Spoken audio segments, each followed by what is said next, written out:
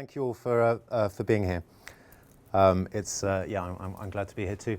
So I'm going to be talking about translation. Translation is a huge topic that people can come at from lots of different angles. I imagine this is quite a multilingual and transnational kind of audience, is it? I mean, Google is obviously a hugely international company. So translation and communication between languages, I guess, is something that is important in your organization and your working lives.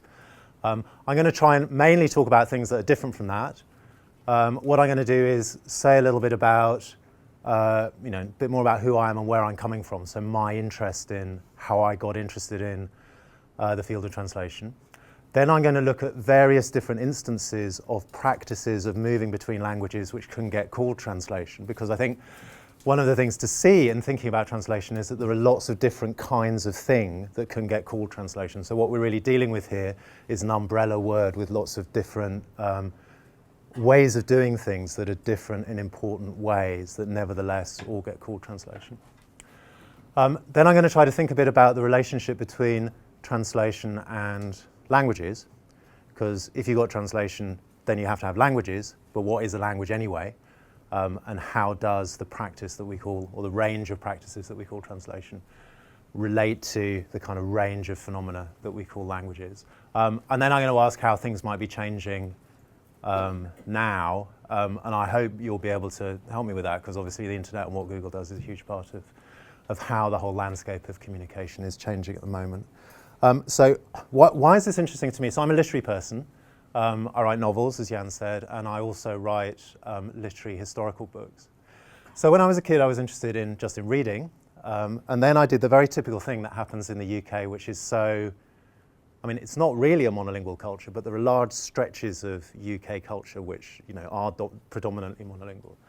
So I did the thing that's very typical for a kid in the UK who likes reading. I went to university and I found myself studying a subject called English, without having really, realized that that was what was going to happen. So when I was a teenager, I liked reading books, from lots of different places, and it didn't really matter to me whether they were in translation or not.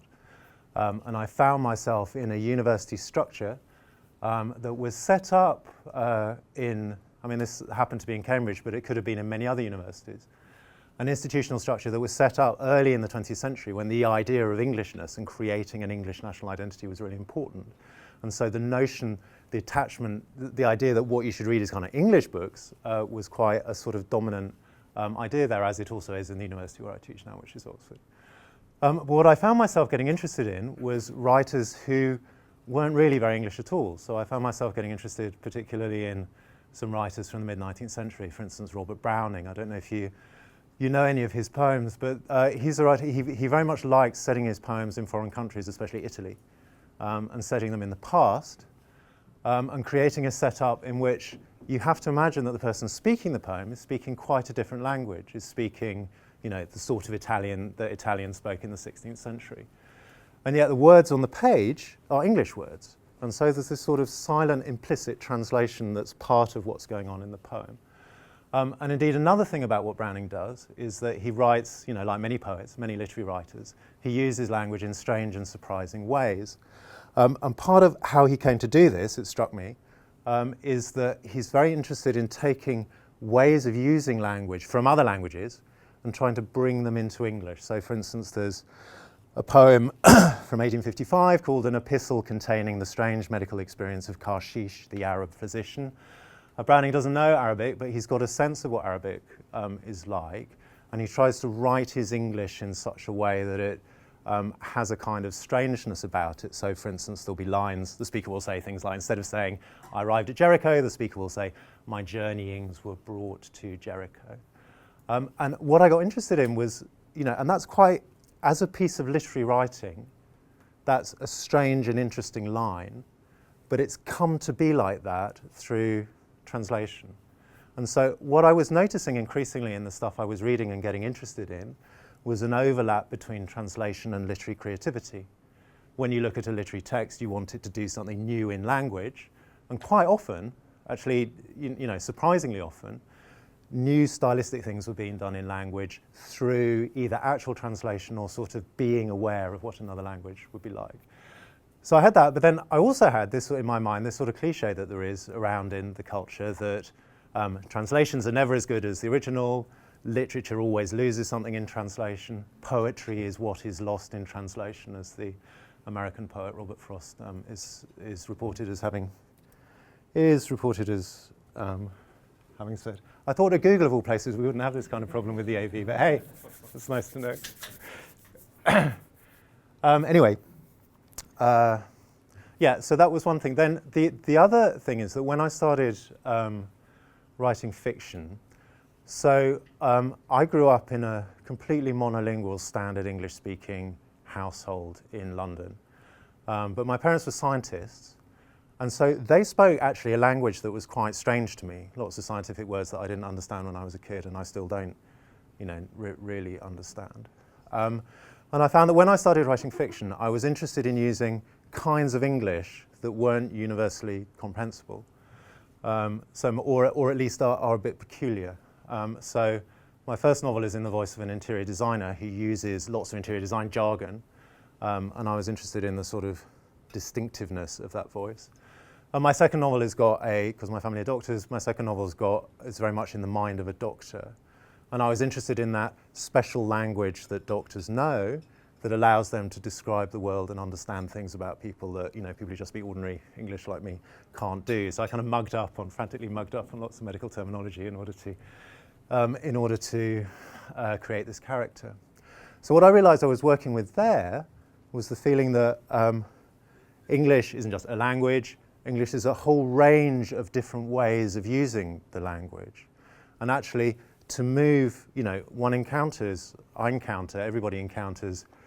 kinds of language use that count as one's own language, a kind of language use that counts as English that I don't understand. And that's an experience that happens the whole time. It happens when I'm talking to my kids. It happens when I'm talking to someone who knows a technical language that I don't know. So I got interested in how translation can also happen within the things that we think of as being languages, not just between them. But alongside that, there's what seems to me quite a loose way of thinking that says, well, everything's translation, really. All communication is translation. You find people, I don't know if you've come across this, but this is a sort of phrase that floats around. And I don't like that phrase because as soon as you expand a word enormously like that, expand it metaphorically like that, it loses all meaning. But I found that I was interested in, I was nevertheless, though, I was interested in the idea that translation can happen within a language as well as between it. So those really are the two sort of overarching questions that I bring with me to the topic. One is, everyone thinks that poetry is lost in translation, and yet my experience is that you can create poetry through translation. The other one is, I don't really like the phrase, all communication is translation, because I feel it's meaningless. Nevertheless, I'm really interested in the idea that translation happens within a language, between different kinds of the same language, as well as between different languages. Okay, so what I'm going to, so that's sort of, that's kind of where I'm coming from. Now, what I want to do now, I've had a little drink, is just look at some instances of things some, as it were, scenes of translation from different moments and different cultural places and different moments in history, just to get a sense of the variety of the field, as it were. So the first one is the school classroom, and this is where I learnt my languages, and maybe this is a kind of familiar environment to many of you. So you're in a classroom, or you're in an exam hall, as here. There's a passage of a foreign language on the whiteboard, or on the blackboard, or on the text, and you have to translate it. And your translation is going to be marked by the teacher or the examiner. So you're going to get ticks and crosses, and you'll get a mark as a result of that. So what's happening in this instance of translation, or this scene of translation, is firstly, it's subject to discipline. And I think as soon as you're using the word translation, questions of right and wrong, or better and worse, kind of come into the room as well. So the idea of translation and the idea of discipline kind of belong together. The other general point I want to bring from this particular context is that the kind of translation that school kids or students do in order to show that they know the language is a particular kind of thing. So the teacher is marking it, and the teacher is saying, can I tell from this translation that the student has understood the text in the original language well enough? And so in that environment, you're doing something that's called translation. But what's controlling what you actually do is the need to show the teacher that you've understood the foreign language. And that means that lots of kind of freedom that, say, literary translators of novels, a translator who's just somebody speaking and somebody else is speaking to interpret orally, the kinds of thing that in those circumstances you're able to do, in a school or university setting you're not able to do because you're subject to this discipline of showing that you've understood this grammatical form and this phrase and this idiom and so on. And that's why the kinds of translations that get done in school context or get done in academic context often, read in quite a stilted way because they're not being designed to be read, they're being designed for this particular academic exercise. So the general points I want to get from that are that translation is never just into a language. It's being done in a particular context, subject to a set of particular expectations for a particular purpose. And those are always things, when you're thinking about what's going on in any instance of translation, those are always things that are going to, that you need to bear in mind. I want briefly to contrast this with a much kind of freer, oral kind of multilingual kind of context moving across languages. So say you've got a group of, as I guess happens in this building quite a lot, say you've got a group of people speaking, they all know different languages, you want to communicate, you want to find a shared medium of communication, maybe English is the shared language, but the people speaking are coming from different languages into English, speaking English, all speaking English in slightly different ways. And you sort of negotiate a medium of understanding, don't you? So say there's an Italian speaker and the Italian speaker might say to the English speaker, in bocca al lupo. In bocca al lupo is an Italian way of saying good luck. Literally it means in the mouth of the wolf. The English speaker might not understand. The Italian speaker might explain. The French speaker might say, bonne chance or something. And you'd have a kind of, on the one hand, a kind of coming to understand, but on the other hand, a sort of freer area of language mixing, which is quite different from the classroom setting. So that's showing how what happens across languages can be quite different in a different setting. The other thing it's showing, which I'm not sure how much I'm going to talk about, but maybe we can talk about in discussion at the end.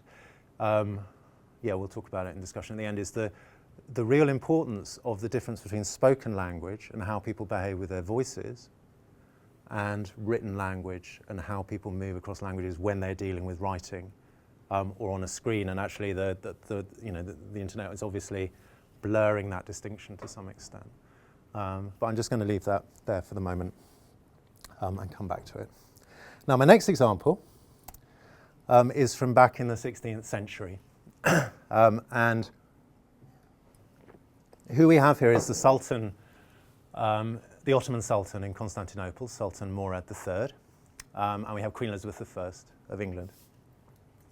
And they're writing letters to each other, or they're in diplomatic communication. And the way that works is that no one really in the Turkish court understands English, and no one really in the English court understands Turkish. So they use Italian as an intermediary language. And obviously both these rulers are tremendously proud, and each one has a very vivid sense of her own importance or his own importance.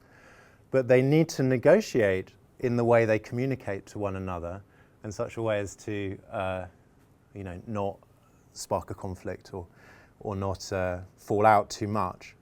And so the person who's charged with this is the translator, the person who's charged not only with putting the meaning across from one person to another, but also sustaining a peaceful channel of communication is a translator. And the Turkish word for this kind of translator is dragoman.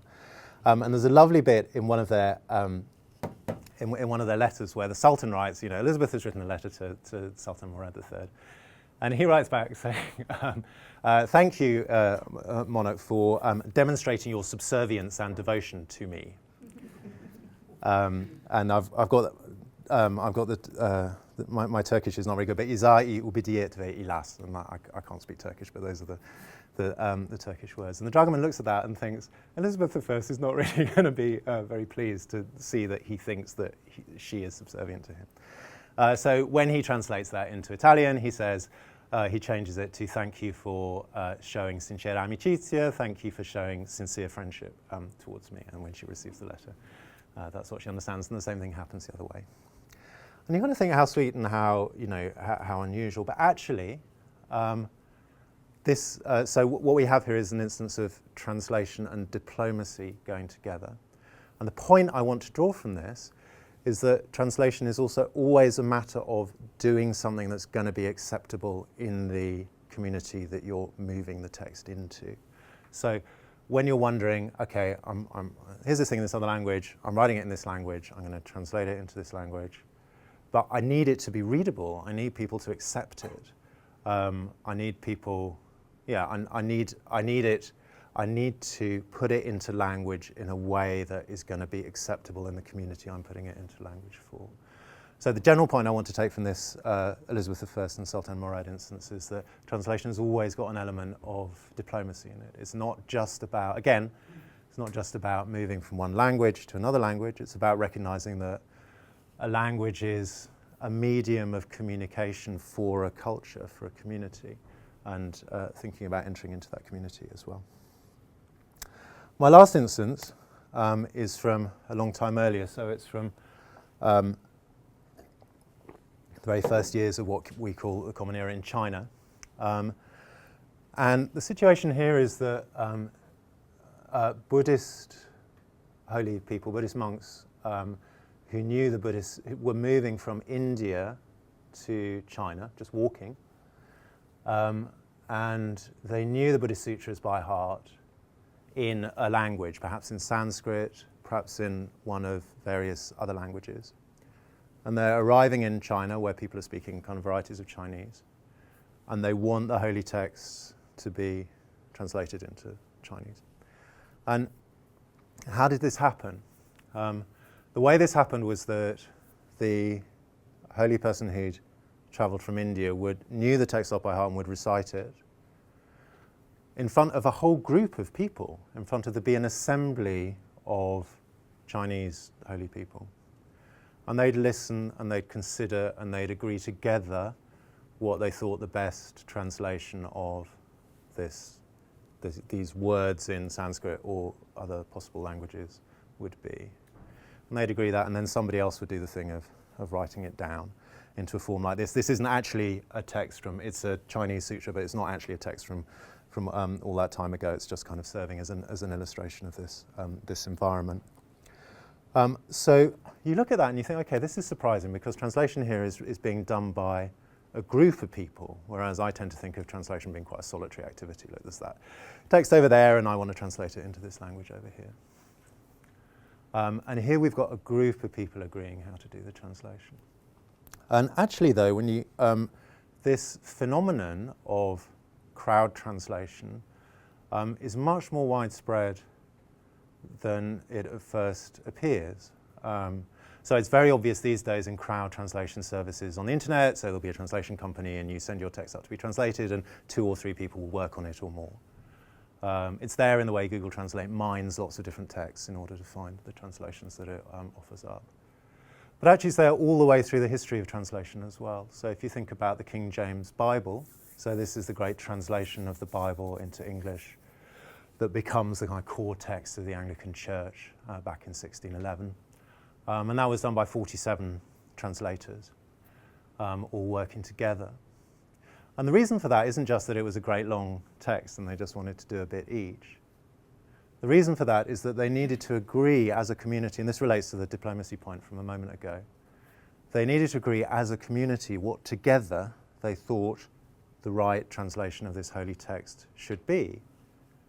And you can see actually how, especially with religious texts, where the whole point of a religious text is to be a text that sort of is shared among a community, that a community can enter into and all agree about, that this feeling of, okay, we're going to agree on the translation together is going to be important.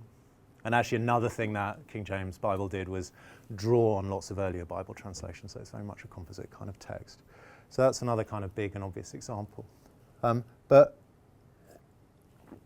actually, if you think about what any translator does, So another example is Dryden, who's a great English poet and translator from the 17th century, or Pope from the early 18th century. These are people who are translating from the classics. Dryden is translating Virgil, Pope is translating Homer. But they weren't just working from one Latin text or one Greek text. So Pope had quite good Greek, as you'd hope, but he was also he was reading Homer in a Latin edition that had Latin notes and commentary. He was aware of a French translation. He was aware of an Italian translation. He was using dictionaries. So his translation enterprise, in fact, wasn't just there's one text in that language and I'm putting it into my language. It's much more a matter of drawing from many different texts and drawing from many different languages. And in fact, if you think about, even if somebody says something to me in a language and I translate it into English, what am I using in order to do that? I'm using all the instances of people speaking, all the stuff I've read that my language, my knowledge of language has come from in the first place. So the point I want to take from that then is that really all translation is crowd translation, or translation is always drawing on many texts, negotiating between many texts, not just taking one and turning it into another one. So here these are actually these are the King James Bible translators, so all these people offering up the Bible to King James. So that's the crowd of those translators there. So here are my points that I've made so far. Okay. So I'm just going to pause for a moment. What's next? Okay. I'll put that up there.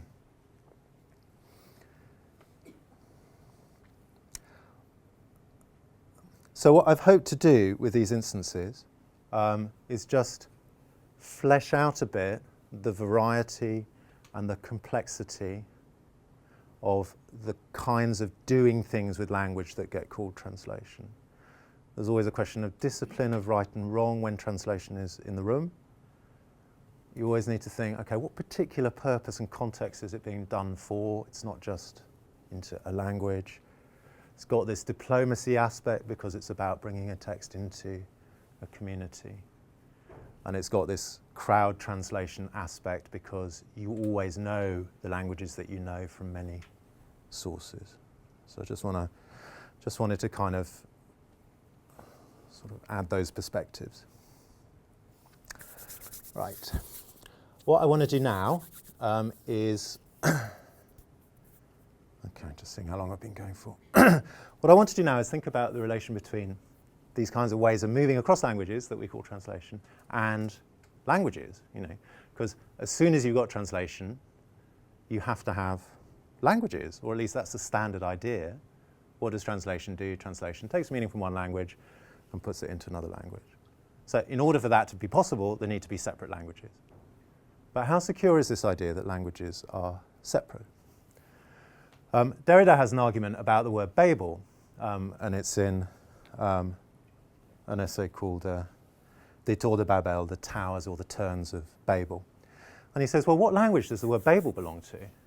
It's a word in French, it's a word in English, it's a word in many other languages as well. So if I write the word, you see a piece of paper like that with the word Babel in it, what language is it in? We don't know what language it's in. And so if that word is shared between languages, then that shows that the languages aren't completely separate. And in fact, he could have made the same point about many, many words.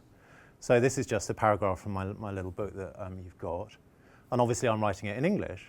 But I was writing it, and then I thought, no, many of the words that I'm using are almost identical to words in French. And there they are, so I write the word identical. It's almost like the word identique. I write the word paragraph. It's just like the word paragraphe. I write the word pronunciation. It's almost like the word prononciation. So lots and lots of words in English are almost identically shared with French or Spanish or Italian, and other sets of English words are almost identically shared with German. So there's lots of intermingling and overlap between these languages that we think of as being separate languages. And it's the same with grammatical forms. Grammatical form that goes subject, verb, object. I like the cat, j'aime le chat. It's the same across English and French and other languages. And then as you move into languages that are further away, it all gets more different. So translation operates between how languages relate to one another is a very varied thing. So you can have languages that are very far apart, like English and Japanese, say, and you can have Englishes that are very close. So what we're dealing with, in fact, is a whole landscape of language variation and intermingling and overlap. And what it is to translate from a distant language, to, to the language that it's distant from, is quite a different challenge from what it is to translate between two very close languages, like English and French. Now, why, though, do we think of English and French as being, English is very varied. There are lots of different dialectal forms of English. Groups of people speak English in different ways. There are different technical languages. There's lots of variation within the thing we call English. So why do we think of English and French as being different languages? We think of English and French as being different languages because they're attached to different political states, basically. So what has happened over the course of history, what really started happening in the 17th and 18th centuries is that France, say, and England, say, started to say, we need to standardize our language. Okay, English is being used in many different ways. Words are being spelled in many different ways. But now printing enters into this as well. So printing over the last 200 years, as soon as you've got printed books, so famously Shakespeare, every time he wrote his name, spelled it slightly differently. And when you're in a manuscript culture, that's fine. You can spell words differently. It's all handwriting. There's a lot of variety there. But as soon as you move into a culture of printed books, the idea that spelling variation is a problem, spelling variation starts to seem like a problem. And what happens then is that people create dictionaries and people create grammar books saying this is the correct way of spelling the word. The correct way of spelling the word pronunciation in English has got a U in it. And it's different from the way of spelling pronunciation in French, prononciation, which has got an O in it. So it's only as a result of that state-sponsored process of language regulation that we think of English as being a language over here and French as being a language over there. I mean, American is quite an interesting example of this. So there was a dictionary maker in the United States in the early 18th century who wanted American English to be different from English, Noah Webster. And so the early editions of Webster's American dictionaries, systematically he chooses to spell words differently from the standard English spelling in order to try to make American English seem different from English. So what we've got here is a kind of enterprise of language. As soon as you've got a process of language standardization, this is the correct way of using the language, that separates it from other languages. And translation enters into that because it's only when you've got a language that's separate or a kind of way of using language that feels different that you need to translate in order to get into this language over here. And you can see that the sensitivities around that. Say, for instance, there'll be films set in the north of England where people are speaking English with a kind of, say, a Liverpool accent and in various dialectal ways. And then they get, they show in America and they have subtitles. Or sometimes they show in the south of England and they have subtitles. And then that's, people get upset about that because it's saying, what, do you mean this isn't the same language? So as soon as you translate by putting subtitles there, you say, this is something you can't understand. This is something different from us. Another instance of this is from a poet in the 19th century called William Barnes, who lived in Dorset. And he loved Dorset dialect, and so he wrote his poems in Dorset dialect, which was a bit different from standard English. But he wanted Dorset dialect to figure as a language. He didn't want it to seem like just a kind of minor variety of English. And part of what he did in order to assert this was translate his Dorset dialect poems. I mean, you can read the Dorset dialect poems and understand them, but he translated them into standard English, and by doing that he said, look, Dorset dialect is a language, and English is another language, so I can translate between them. So we've got this peculiar phenomenon that translation enters into the creation of the separation between languages, which it then bridges. Here's a really striking, very recent instance of this. This is the Dayton Accord from 1995, which was the international treaty that established peace after the war in the former Yugoslavia. So this established Croatia, Bosnia, and Serbia as separate national entities. And because it was an international treaty, it had to be written in different language versions for the different states, because the conventions of international treaties is, you know, if it's between English and French, you have an English version and you have a French version. So in order to create this treaty, there needed to be a Croatian version, a Serbian version, and a Bosnian version. Well, the trouble was, these languages are very close and overlapping, and indeed they hadn't been through that process of standardization and separation that I was just talking about in relation to English. And here's one of the translators that talking about what happened. Politically, she says, this is one of the translators involved called Louise Askew. I'm just going to read it out because it's quite striking testimony, I think. So she's working for the Multinational Stabilization Force, and she says, our language policy, like that of all the international organizations in Bosnia, fed into the divisive ethnic politics in the country by providing documentation and translations in 3 very similar but different language versions. Linguistically, too, members of the various language services had a hand in moulding the 3 standards, which is to say what counted as Croatian and what counted as Serbian and what counted as Bosnian. Because it wasn't decided already in linguistic circles what exactly constitutes the standard, especially the Bosnian standard. The various orthographies, so that's books of spelling, dictionaries and grammars for Bosnian, do not always agree. So there was always much discussion in the SFOR HQ language service on what could actually be included in a Bosnian version as against the Croatian or Serbian. So here we've got translators, establishing the separation of languages in order to be able to translate between them. So this is translation as part of an apparatus of language regulation which creates separations between usually national languages and standardizes language use within a nation state, and then you get translation operating between it. The interesting thing, though, and this is where we move back towards the literary phenomena that I said, interested me at the beginning when I started, is that translation can also mix languages up. And Google Translate is quite good at this, actually. So the other day I got a spam email in German, and so I put it into Google Translate, and it came out as in Germany alone there are around 25 million signs that help to make the road and to make safe for all road users. And so that's not idiomatic standard English. That's, you can see the German forms of Zumachen kind of coming through in the way the words are put together. Now, people often kind of smile at this sort of thing, and they point to that and they say that shows that Google Translate isn't working as well as it should do. They call that kind of language translationese. They say, okay, this is unsuccessful translation because it hasn't achieved fluency in idiomatic standard English. But the peculiar thing is those kinds of literary creativity that I was talking about at the beginning, that interested me right at the beginning, often do very much the same thing.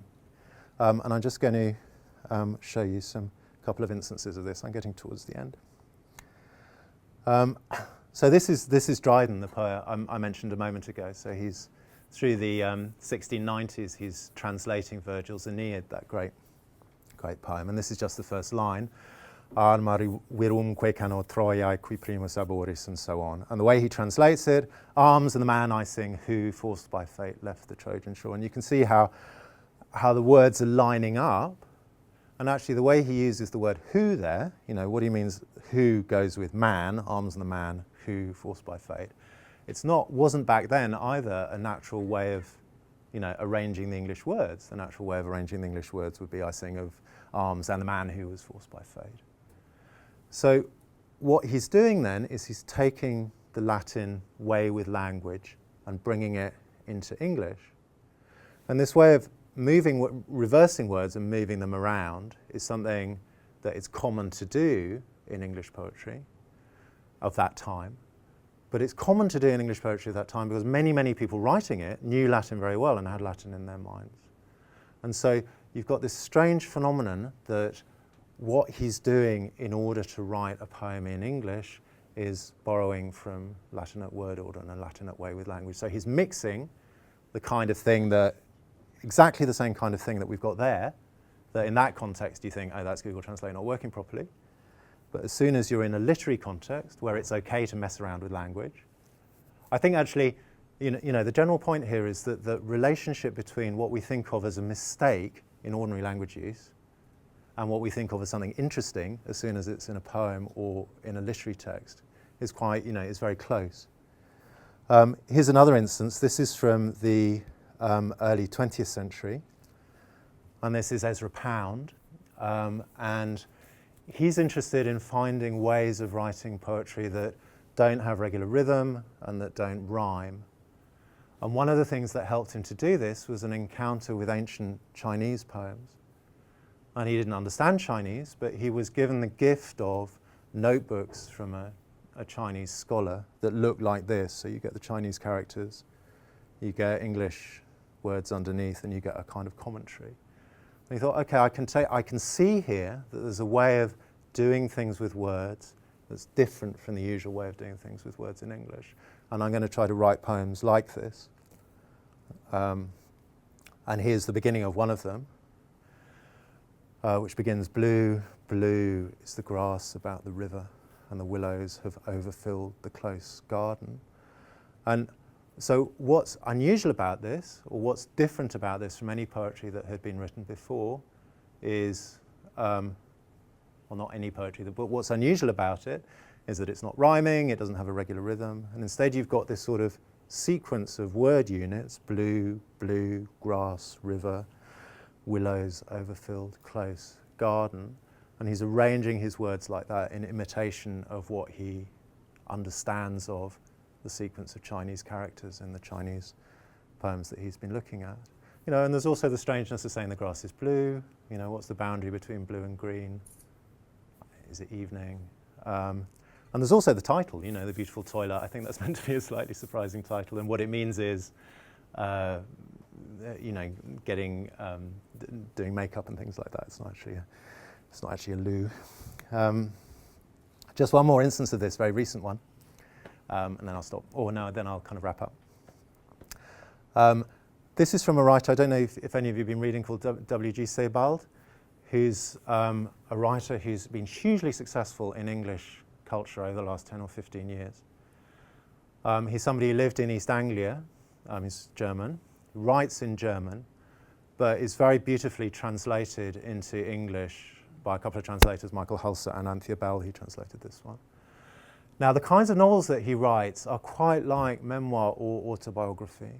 So they're very located in a place, but they're also a lot about feeling out of place. And a peculiarity about his work is that, so he's writing in German, he's published in Germany, and then he's, you know, which culture do these books belong in? So then he's translated, the books are written in English, published in Germany, translated into English, published here. And actually in lots of the reviews and celebration of W.G. Sebald in the English literary press, you wouldn't know that he wasn't writing in English. They just say, okay, this is an amazing literary style that he has in English.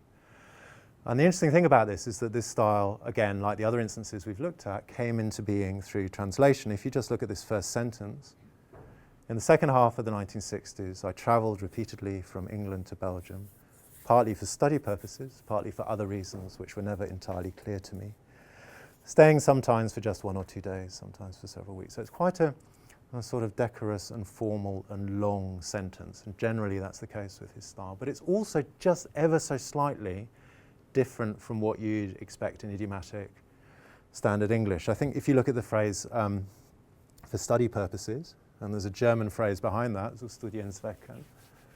But in English you'd say, I travelled repeatedly from England to Belgium to study, you know, and you apply for a visa for study purposes. You know, it's slightly unusual to say, I travelled from England to Belgium for study purposes. And so what's happening here is that, you know, again, it's a very similar phenomenon to make the road and to make safe for all road users. You've got a Germanic phrase coming through into English, but becoming part of a literary style. And because you want a literary style to be slightly unusual, you want a literary style to kind of be distinctive. And so what's distinctive about this literary style is that it's slightly at odds with standard English. And that becomes part of the imaginative world of the books, which is so much about feeling displaced from where you are. Okay, now the question I want to end up with really is that, okay, so here we've got two movements. We've got a movement of translation operating between one standard language, like in the Croatian and Serbian, creating standard national languages, wanting to, translate from one standardized language into another standardized language, and there's a desire to do that correctly and achieve fluency. And on the other hand, there's this creative use of translation which changes the language. And in fact, translation always changes the language that it's being done into. But usually when that becomes visible, as in the email version, people think, oh, that's a mistake or that's a failure to achieve fluency. But when you're in a more literary realm, that kind of strangeness is something that people can get interested in and enjoy. Now, I just want to bring this into context, into contact with the way the world of communication is changing because of the internet and also because of machine translation programs like Google Translate. So that I think a lot of the rhetoric around Google Translate and similar programs is the aim to achieve fluency in a standard language. And one of the things that the internet does is spreads dominant languages like English around the world. But another thing the internet does is it makes visible lots of varied and dialectal and idiosyncratic and non-standard uses of language. So in social media and in all sorts of kind of groups, people are coming out with language that's distinctive, just belongs to their group. It's misspelled according to the standard expectations of spelling. It's dialectal. It's a mixture of English and French, or it's a mixture of different languages. So I think there are two sort of movements in what the internet is making visible or is doing linguistically. On the one hand, there's the idea of a desire to achieve fluency in translation software. But on the other hand, there's the making visible of lots of linguistic phenomena that kind of challenge that.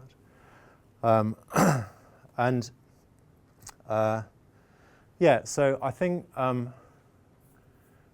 there's a question then about which version of translation and what sort of language use. I mean, obviously they're both going to carry on being there, but how they relate to one another and how they get handled. Which is to say, there's the creative kind of translation which relishes difference and strangeness and can be about me manifesting my particularity as an individual and achieving a particular kind of mode of understanding with you as an individual. So that's about people playing with language or people doing inventive things with language, which is part of what we do with language. And on the other hand, there's language regulation. There's a sort of need for clear communication in business contexts or legal contexts. And one of the things I'm interested in, I have no idea how people use Google Translate, but the sort of assumption that things like that email are mistakes we just need to move beyond, and we need to achieve clear communication between different standard languages. That it seems to me that's very much the rhetoric around it. But on the other hand, I quite like the peculiar versions of language that Google Translate produces sometimes. And I like the sort of varied different translation possibilities that it opens up. So it seems to me there are sort of different possibilities for how translation is going to feature on the internet in the future. A more regulated version and, as it were, a more inventive and anarchic version. So as it were, what the future is obviously going to be a world of translation, but what kind of translation that is going to be remains to be discovered. Thank you. Thank you for your attention.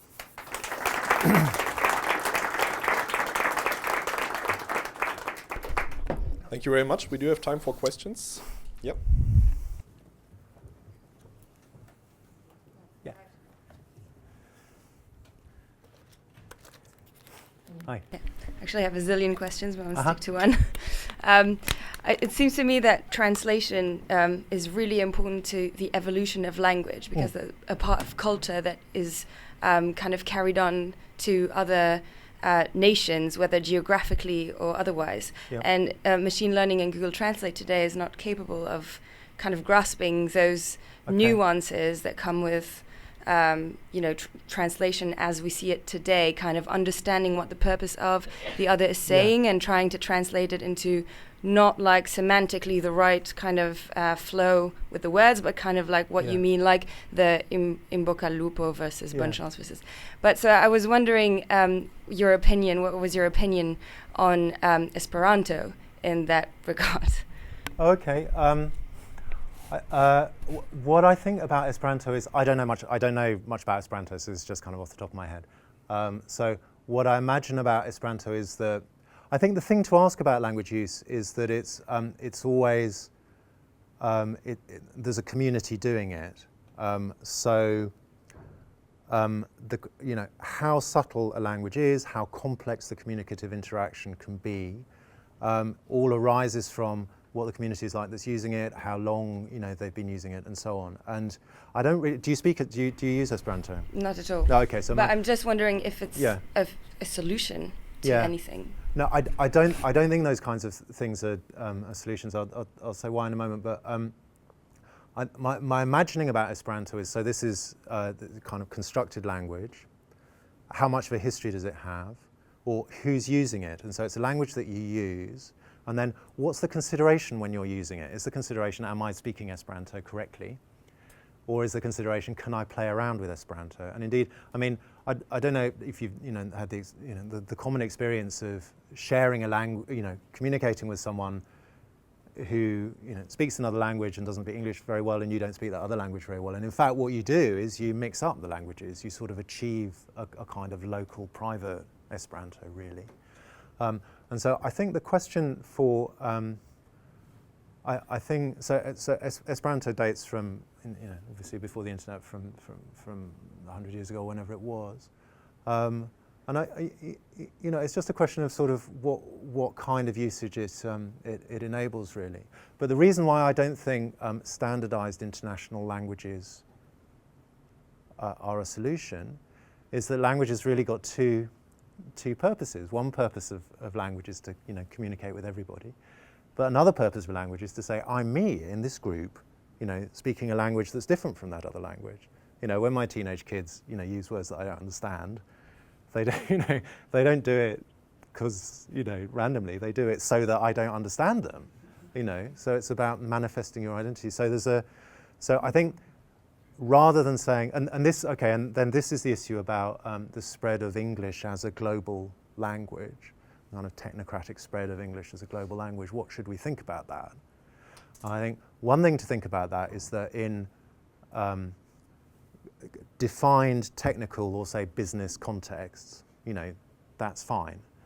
And you say, okay, but what about English as just the medium that people are using to communicate? And you say, well, okay, well, what's going to happen there? And this is all, this is obvious in the different kinds of Englishes that there are around the world.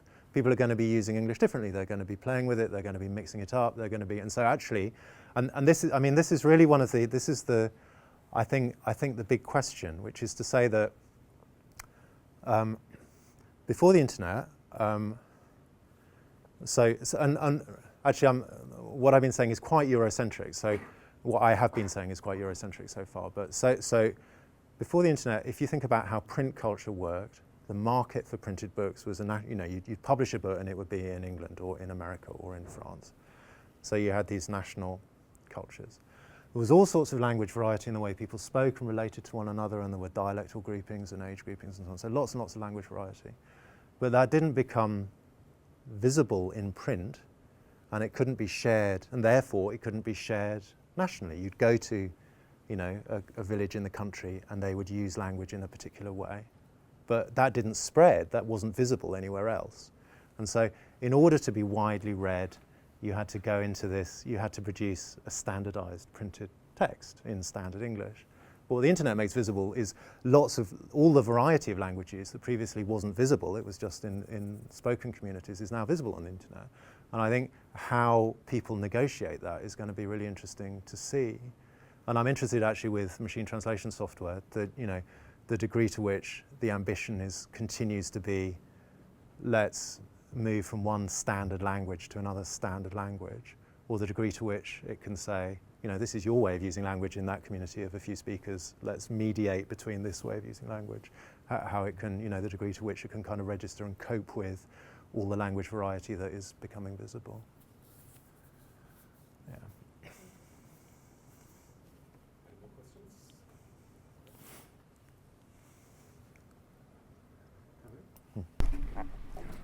Do I have to press a button? Hello.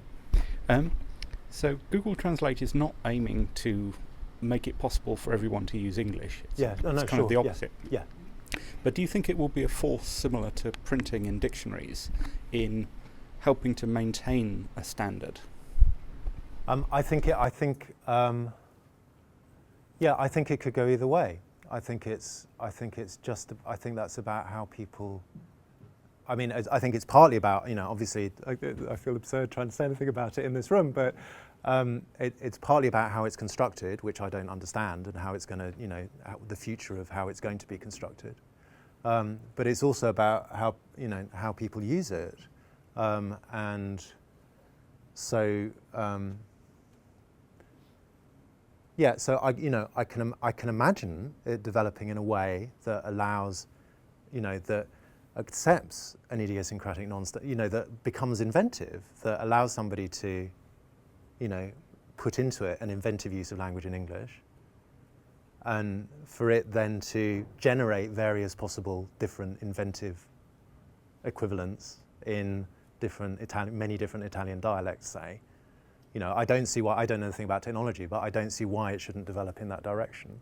So I think one can imagine it developing in a way that, so if you think about, okay, we need to communicate, and one way of communicating is being tolerant of diversity. One way of communicating is you saying something and me being patient, learning